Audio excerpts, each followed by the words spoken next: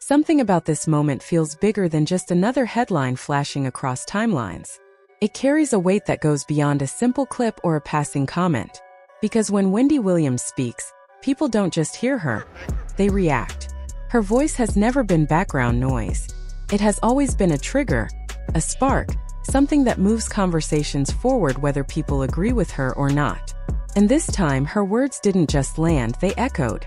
They spread quickly, gaining momentum with every repost, every reaction, every analysis. And almost instantly, they pulled another name into the center of the discussion: Sherri Shepherd. Now both of them are trending at the same time, their names tied together in a way that feels both familiar and newly intense. People are trying to figure out what this really means. Is this just coincidence? A moment shaped by timing and the internet's tendency to connect dots? Or is there something deeper unfolding beneath the surface? Because in the world of daytime television, moments like this rarely exist in isolation. They build over time, they carry history, and when they finally rise to the surface, they often reshape how audiences view everything that came before. For years, Wendy Williams wasn't just a host, she was a force. She built her career on being unapologetically direct, on saying what others hesitated to say, and on turning everyday celebrity headlines into conversations people couldn't ignore. Her style wasn't about comfort. It was about confrontation, curiosity, and sometimes controversy. Whether people loved her or criticized her, they tuned in, they listened, and more importantly, they talked. Wendy didn't just cover stories. She became part of them. That kind of presence doesn't simply disappear, even when the spotlight shifts away. But eventually things changed. Her absence from television didn't feel like a clean break, it felt like a shift in energy. The space she left behind wasn't empty, but it was undeniably different. People began to realize just how much her voice had shaped the tone of daytime conversations. Even those who disagreed with her approach found themselves noticing the difference. Over time, that absence turned into something else: curiosity. Audiences started asking questions. What was Wendy thinking now? Would she return? Would she speak again in a way that reminded everyone exactly why her voice had mattered so much? That curiosity never fully faded. It lingered in the background, waiting for a moment like this. At the same time, Sherri Shepherd stepped into a position that naturally invited comparison. Not because she was trying to replace Wendy, but because the space itself carried expectations. Sherri brought a completely different energy to the screen. Where Wendy thrived on sharp commentary and unpredictability, Sherri leaned into warmth, connection, and relatability. Her style felt more conversational, more grounded, and for many viewers that shift was refreshing. It signaled a new direction for daytime television, one that focused less on confrontation and more on shared experience. But even as Sherri built her own identity, the comparisons never fully disappeared. That's the nature of legacy. When someone leaves behind a presence as strong as Wendy's, anyone who steps into a similar spotlight will inevitably be measured against it. And those comparisons don't always happen loudly.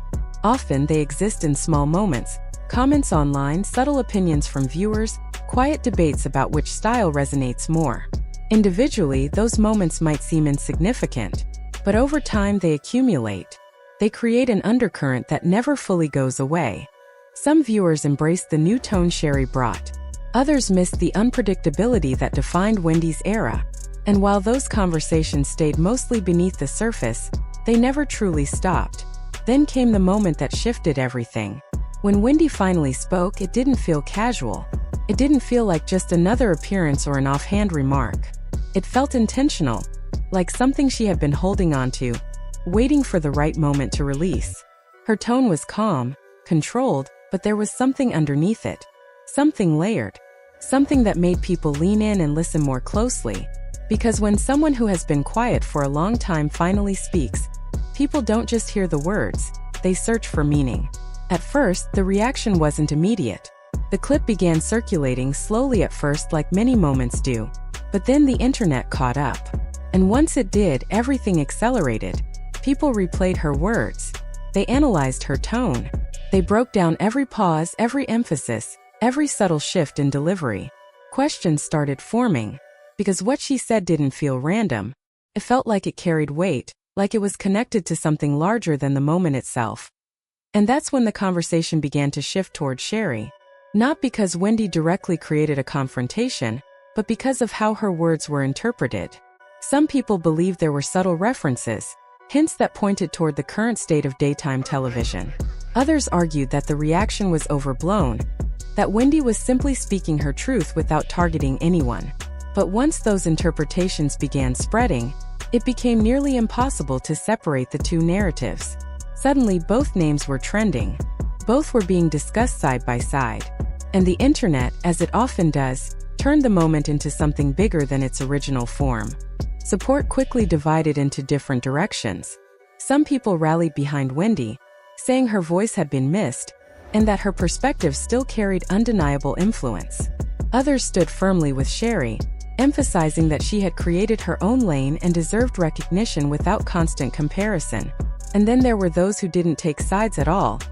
They simply observed, trying to understand what was really happening beneath all the noise. What made this moment feel especially intense wasn't just what was said. It was when it was said. Timing changes everything.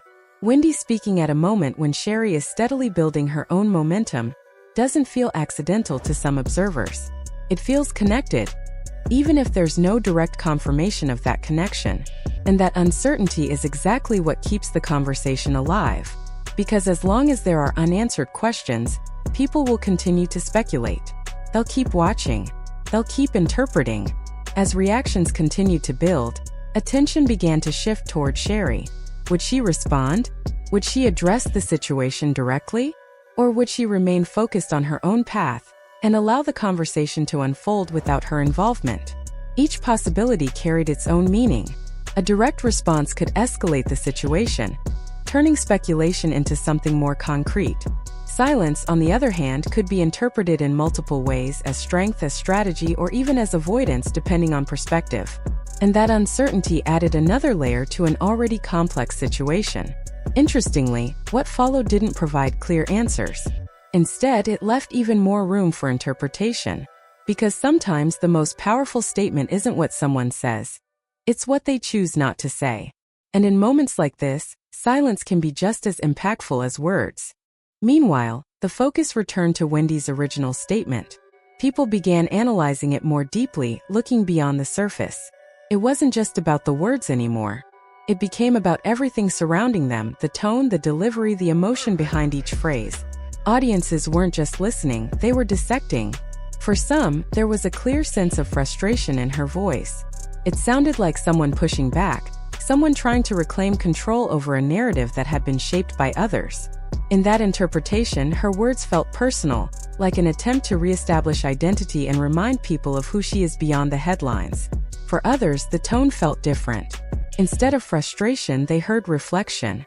They interpreted her words as thoughtful, even introspective, like someone looking back on a long journey with honesty and perspective.